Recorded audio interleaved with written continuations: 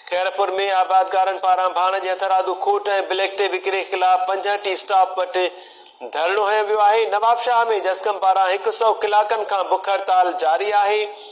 कारकुननि जी तबियत बि ख़राब थी वई आहे। मीरवाह गोरचाणी 60 मील समेत मुख़्तलिफ़ शहरनि में भाण जो ब्लैक ते विकिरो जारी आहे।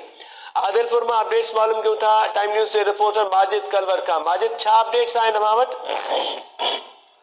जी मेहताब, ही आदिलपुर का खतपुर मार जो का ट्रालो जो भरियल वो वही रहो शेख सुनील कुमार जो खानपुर मार जो दुकानदार है वो ताजे जो आबादगार उस पासे जा खानपुर मार ट्राले के ॾिसंदे ही ट्राले के रोके वरतो है।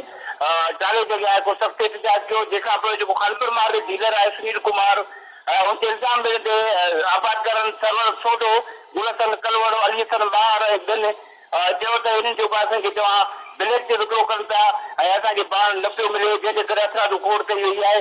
जंहिंखां पोइ जेको सुनील कुमार आहे आदिलपुर ऐं खानपुर जेका पुलिस आहे एसी जी मार्फत खणकर जी घुराए वरिती। जंहिंखां पोइ पुलिस उते पहुती हुन खां पोइ बि जेका आबादगारनि हुनजो जेको आहे टालो न छॾियो। जंहिंखां पोइ एसी पहुची आबादगारनि सां ॻाल्हियूं कयूं। जंहिंखां पोइ टालो जेको हुयो उहो जेको आहे सुनील कुमार जे जेको हवाले कयो वियो ऐं उन जेको आहे चयो त जेको आबादगार जेके आहिनि उनखे जेको आहे फी बोरी जे हिसाब सां रेट जेतिरो ई मुक़ररु थियल आहे उन हवाले सां उनखे जेको आहे बोरी ॾिनी वेंदियूं। जी माजिद अली कलवर, महिरबानी तफ़सील ॿुधाइण जे लाइ।